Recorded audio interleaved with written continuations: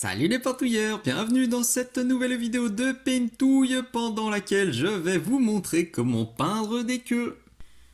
L'objectif aujourd'hui c'est donc de vous présenter comment j'ai peint les queues de mes Skaven pour Blitzball et Dungeon Ball avec, vous le voyez, une belle hiérarchisation de la lumière. Ça c'est quelque chose dont je vous parle très souvent et qui est très important pour les figurines. L'idée c'est tout simplement d'avoir un point focal sur le haut de la figurine qu'on va créer en nombrant un maximum le bas, on le voit vraiment bien sur la queue, et en éclaircissant un maximum sur le haut. Ça, sur la table de jeu, je vous garantis que la queue, on la voit super bien, et puis que le visage, on le peint, on le voit aussi super bien. La hiérarchisation de la lumière, c'est quelque chose que je vous explique largement dans cette vidéo-là, qui est une vidéo exclusive Patreon. Donc pour rappel, tous les mois sur mon Patreon, je mets une vidéo exclusive qui restera exclusivement donc sur Patreon, qui arrivera jamais sur YouTube ou ailleurs. Et chaque mois, je mets aussi 2 vidéos en avant-première, comme cette vidéo sur la peinture des queues, et qui restera sur Patreon pendant 6 mois avant d'arriver sur YouTube. Donc tous mes abonnés peuvent en profiter pendant 6 mois avant tout le monde. Vous trouverez très facilement le lien vers mon Patreon dans la description. Il est là aussi, et si vous cliquez sur le lien, vous aurez plein d'infos, vous aurez toutes les infos sur les paliers, sur les contenus, sur le fonctionnement de Patreon, etc. Vous trouverez aussi dans la description de cette vidéo, comme dans les descriptions de toutes mes vidéos, il faut bien penser à les lire s'il vous plaît, parce que vous trouverez la liste du matos que je vais utiliser. La poignée exclusive mini socle avec... Hop, je vais essayer de rien péter. Avec la pince qui est amovible, donc vous pouvez acheter un seul corps et plein de pinces en fonction des tailles de socle que vous utilisez. Vous trouverez les pinceaux DaVinci Maestro que j'utilise maintenant depuis de nombreuses années et que je surkiffe. Vous trouverez la peintouillette pour charger et décharger votre pinceau, pour le nettoyer. C'est plus économique, c'est plus écologique que de jeter des tonnes de papier absorbant parce que ça c'est lavable. Vous trouverez aussi plein d'infos pour me soutenir si vous en avez envie, si vous voulez passer par les boutiques affiliées pour me filer un petit coup de main, et si vous avez des figurines qui ne vous servent pas, notamment des figurines Blood Bowl, je les accueillerai avec grand plaisir pour les mettre sur le terrain de jeu et pour vous proposer des nouveaux tutos pour tout le monde. Donc aujourd'hui on va peindre la queue de celui-ci, c'est un autre lineman, un 3/4, hop, qui est issu de cette boîte-là, que je vous ai présenté en unboxing. Vous retrouverez le lien dans la description, et puis vous retrouverez cette vidéo dans la playlist des unboxings, c'est fastoche. Unboxing qui avait été fait en partenariat avec l'excellente boutique click29-hobby.fr, notre nouveau partenaire depuis maintenant plusieurs mois. Une boutique que je vous recommande très chaudement parce que le service est impeccable, Manu est adorable, il y a beaucoup de stock et il y a des grosses remises qui vont jusqu'à moins 15% sur la plupart des produits Games Workshop. Et cerise sur le gâteau, en utilisant le code MINISOCLE5, vous avez 5% de remise supplémentaire en plus, supplémentaire c'est en plus forcément, sur toute la boutique. Donc si vous calculez bien, ça vous fait jusqu'à 20% de remise sur les produits Games Workshop. C'est très bon à prendre, surtout en cette période bien compliquée pour le hobby. On vient de se reprendre une augmentation des prix Games Workshop dans le nez il y a quelques semaines.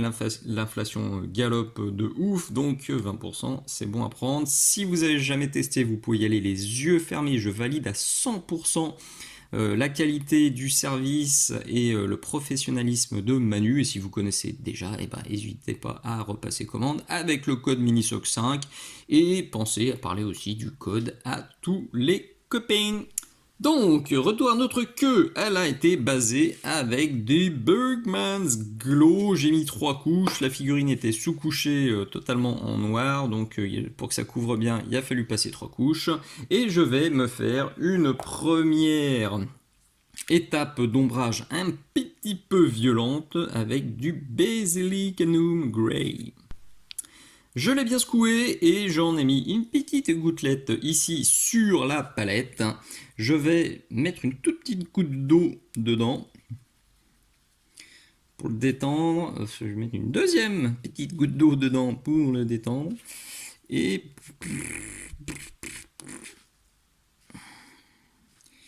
je pense que c'est flou. Ah mais il n'était pas dans le cadre.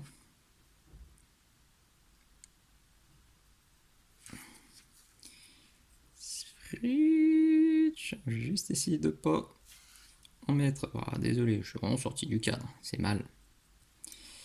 Oui, je le tire vers le bas tranquillement comme ça. Je rince vite mon pinceau. Je sèche sur ma pintouillette et je viens en virer quand même sur le haut. Vous avez compris mon petit speech sur la hiérarchisation de la lumière. Je veux que la partie haute, là, lumière zénitale, il faut que ce soit un peu plus clair. Alors attention, là, il est parti que dans le creux. Là, il n'est pas du tout resté sur la queue. Donc là, je vais être obligé de le diriger puis d'en prendre du non dilué pour réussir à le mettre ici sans qu'il parte dans le creux du drapé. C'est un peu l'inconvénient avec ces peintures, que ce soit les contrastes ou les shades. Il suffit d'un petit creux comme ça qui l'attire et c'est foiré, on rate totalement l'effet. Et puis je vais faire gentiment donc cette autre partie. Et je suis pas plus délicat. A noter que cette recette pourrait parfaitement fonctionner pour des tentacules. Ce serait juste un petit peu tristounet, je trouve. Enfin, ça manquerait de peps. Pour moi, les tentacules, ça doit être plus brillant et plus contrasté. Et plus nuancé, surtout. Donc, je vous prévois un petit tuto tentacule dans pas très très longtemps. Ne vous inquiétez pas. Voilà, je laisse sécher ça. Je pense que je ferai un deuxième petit passage. Finalement, ce premier passage est pas si mal. Ça reste quand même un poil trop clair par rapport à ce que j'ai en tête. Donc, je repasse un petit coup. Plutôt concentré dans les zones sombres. Je vais moins, vous voyez, je n'inonde pas la zone cette fois-ci. J'essaie quand même de mieux diriger mon pigment, ma peinture. Hop. Alors ça aussi, si vous n'êtes pas trop à l'aise avec le tirage-poussage de la peinture, vous avez cette vidéo exclusive Patreon là, qui est très très très utile.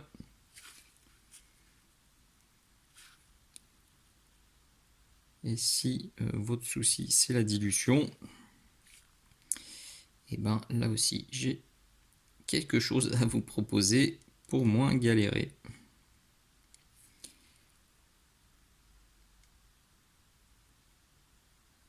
Voilà, c'est déjà beaucoup mieux. Et là, de l'autre côté, alors de l'autre côté, je crois que j'étais pas mal. Désolé, c'est flou. Là, elle est très en volume, là, cette queue. Il va y avoir des petits passages flous. Je suis infiniment désolé, la caméra galère un peu. Parce que la queue, elle est petite, mais elle est toute biscornue. Donc la caméra, là, elle est un peu en PLS. Là, je vois le focus qui a envie de danser la lambada.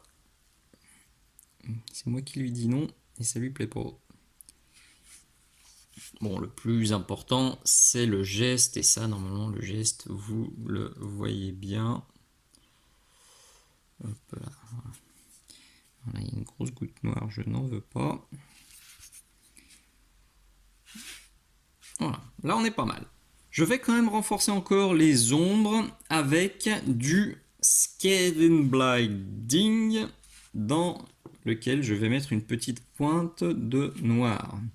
Le Scaven Blight, il est là. Je suis allé chercher du noir un peu plus loin sur ma palette. Et oui, j'en ai mis un tout petit peu. Là, je vais encore en chercher un petit peu. Jusqu'à... Voilà, c'est ça que je veux. Alors, pourquoi du Scaven Blight? Tout simplement parce que c'est une couleur que je retrouve sur toute la figurine. J'en ai enfin ça, il me sert à éclaircir le noir, il va me servir à éclaircir le tissu. C'est la couleur qui est utilisée sur le socle, il y en a aussi dans la peau.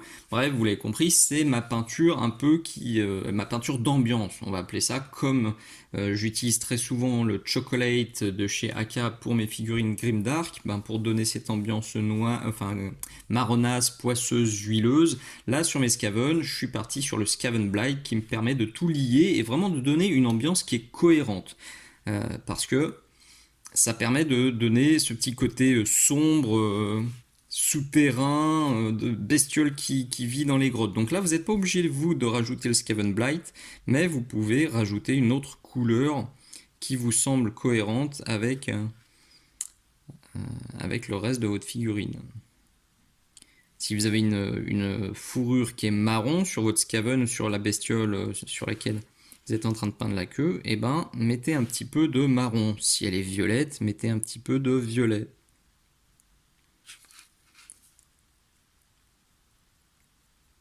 Ça va permettre de lier et puis d'éviter d'avoir une queue super rose alors que le reste de la figurine est pas rose du tout. Alors on pourrait se dire ouais, mais comme ça, si elle ressortirait mieux si on met un max, s'il y a du rose qu'ici. Alors sur le principe, je dis oui, pourquoi pas, mais ça va vachement attirer l'œil. La queue, même si c'est un élément qui est important, c'est pas le point focal. Surtout celle-ci, parce qu'elle est quand même vachement désaxée par rapport au reste de la figurine. Autant l'autre là que je vous ai montré, et puis son copain qui est sur la bannière, on peut se dire ouais, allez, point focal sur la queue parce que c'est juste à côté du visage. Là, c'est pas du tout le cas, donc il faut quand même bien l'atténuer. Le mouvement, vous le voyez, est très important. Là, je veux pas du tout de ce mélange sur le haut de la figurine, donc je viens le tirer vers moi pour l'accumuler dans les ombres et là où j'en veux. Donc là, je pense qu'on est pas mal. J'ai peut-être même un poil trop chargé, mais c'est pas très grave puisque derrière, on va rééclaircir gentiment. Juste avant de rééclaircir, je vais déjà me claquer une petite nuance sympathique avec du Xeraeus Purple. Xeraeus Purple que j'ai déjà mis un max dans la peau. Vous pouvez retrouver d'ailleurs le tuto sur la peau dans ce tuto là qui a été aussi une avant-première pendant 6 mois. Logiquement, il devrait déjà être disponible dans la playlist Blood Bowl et peau. Et s'il n'y est pas, il est encore sur Patreon. Donc là, on est vraiment sur une dilution extrême, sur la dilution de nuances que je vous présente donc dans ce tuto-là. Je vous présente toutes les dilutions les plus intéressantes pour nos pitous. Là, on est limite sur l'eau de rinçage. Je décharge mon pinceau sur la pintouillette parce que je veux juste passer un petit filtre. Un filtre qui va à peine marquer au premier passage. C'est normal. Souvent, on se dit, ouais, mais j'ai rien fait. Si, vous avez ajouté de la nuance et c'est ce qu'on veut. Il vaut mieux faire, quand on travaille sur les nuances, 2-3 passages ultra dilués, plutôt qu'un truc trop bourrin qu'on regrette.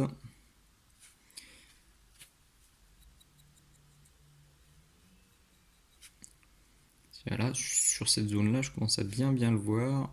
Là aussi, alors la caméra aura peut-être du mal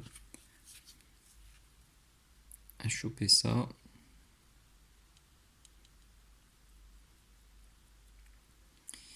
Mais croyez-moi, ça se voit. Le violet se voit bien, hein. Là et derrière, c'est flagrant qu'on a fait quelque chose, c'est cool, ça fait une jolie nuance, c'est exactement ce que je voulais. Je ressors maintenant du Bugman's Glow. Il est là sur la palette et je vais reprendre le haut de toutes mes petites saucisses, tous les petits anneaux. Le but du jeu, vous l'avez sûrement compris et vous l'avez vu sur la bannière, c'est de rééclaircir donc chaque petit boudin en laissant le creux entre chaque boudin foncé pour que ça ressorte un max, tout en gardant en tête la hiérarchisation de la lumière. C'est-à-dire que là, le Bugman's Glow, je vais vraiment le reprendre uniquement sur les volumes et sur le haut des volumes. On voit bien là, il y a un dégradé aussi sur chaque boudin. C'est-à-dire que le Bugman's Glow, je vais juste le reprendre ici, ici, ici. Alors que sur les saucisses du haut, le Bugmans, je l'avais repassé intégralement, même dans les creux. Vous voyez, les creux là, ils sont pas du tout en Basilicanum ou en Skavenblight plus noir. On est vraiment sur quelque chose de plus clair. C'est logique.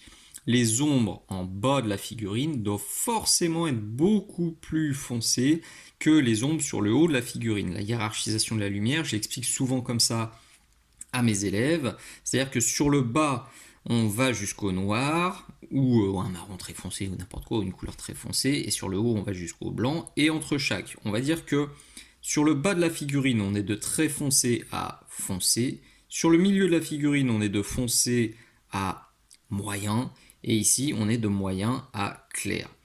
Et la couleur d'éclaircissement de la zone du bas sert de couleur de base sur la zone du milieu. Et la couleur d'éclaircissement donc sur la zone du milieu sert de couleur de base pour le haut. Et le haut est poussé très très clair. C'est une explication très sommaire. Je vous le redis, n'hésitez pas à aller voir la vidéo dédiée sur Patreon, ce sera plus clair. Donc là, c'est tout simple. Je vais me mettre ce côté-là. Je vais me choper comme ça chaque haut de saucisse. Bon, c'est du travail rapide, hein. Attention, c'est de la figurine de jeu, je vais pas y passer 150 heures. Ne flippez pas, hein, vous dites pas mais il est timbré, il y en a pour super longtemps. Non, ça c'est finalement assez rapide à faire. Donc là, je les reprends assez largement, alors que sur le bas, eh ben, je vais juste reprendre un petit éclaircissement gentillet comme ça.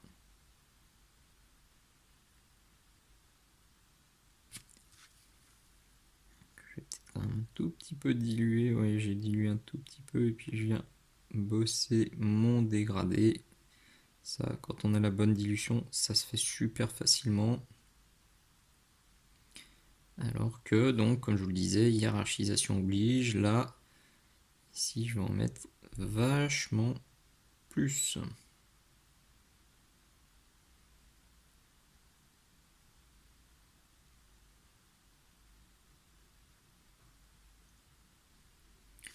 Je dis, oh là là, ça se trouve, je suis pas à l'écran et ils ont rien vu. Ça va. Le coup de flip du matin.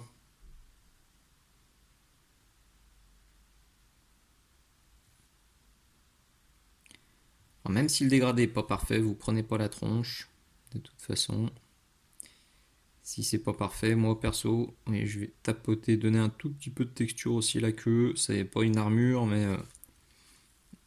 les queues de rats, de souris, trucs comme ça, c'est loin d'être ultra lisse.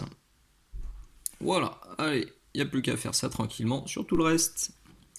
On voit déjà bien la hiérarchisation. Là, on est resté bien sombre et on a des petits éclaircissements Bugmans. Et plus je monte, plus j'ai du Bugman de ce côté et de l'autre côté. C'est encore plus flagrant ici. Donc ça me va, on va encore accentuer ça avec du beige red. C'est une excellente teinte pour les carnations. J'en ai d'ailleurs mis dans ce mini kit avec 4 pots de peinture AK qui vous permet de faire une carnation super facilement. Il y a le kit qui est dispo sur la boutique Minisocle et puis j'ai fait une vidéo pour vous expliquer comment l'utiliser et faire des pots très très vite. Donc on va l'utiliser de la même façon. Je vais en mettre beaucoup sur le haut et sur le bas il va juste servir à mettre des petits points d'éclaircissement ultime. Il est là sur la palette, il est hors champ. J'ai dû tourner la palette parce que quand ça y avoir beaucoup de teintes. Donc, alors, je vais essayer de me caler, il faut quand même que je commence à être plus précis.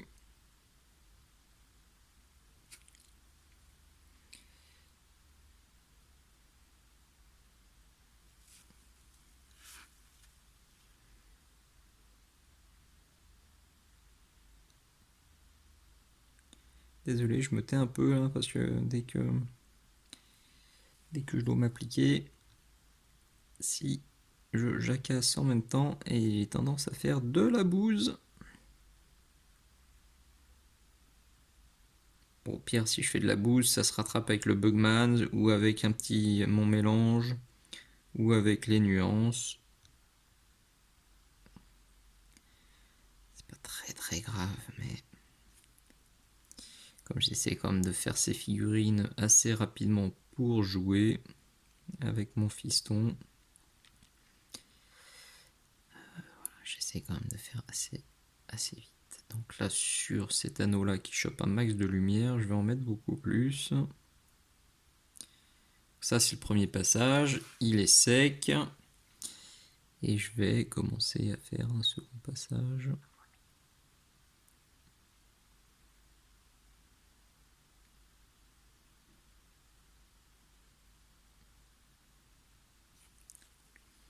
Donc, comme je vous l'expliquais tout à l'heure, je vais aussi en mettre un petit filtre.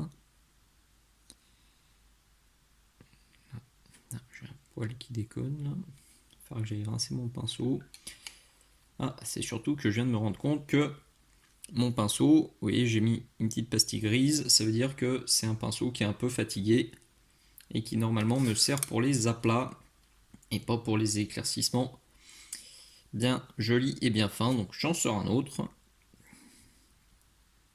Et ça va tout de suite vachement mieux. Super boulet.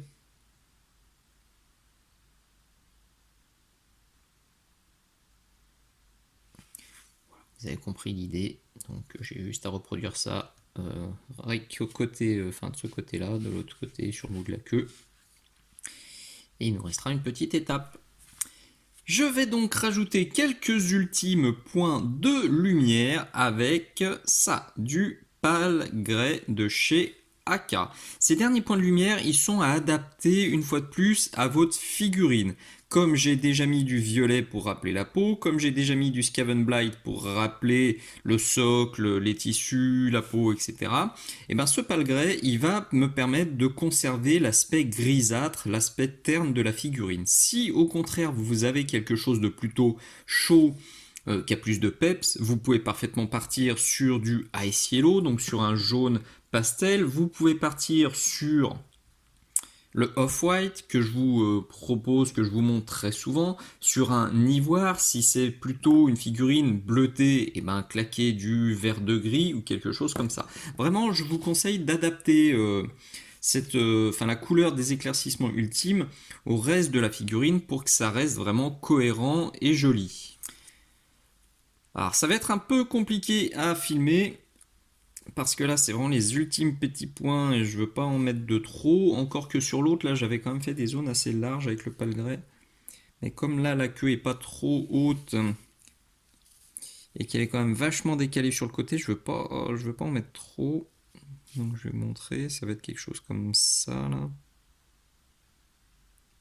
Je vais me choper le haut des saucisses et puis je vais venir tapotouiller, picotouiller un peu.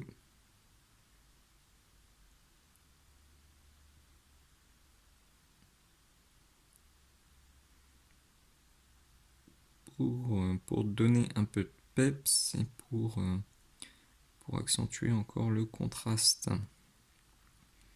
En parlant de contraste, vous avez aussi cette vidéo là qui a beaucoup plu sur mon Patreon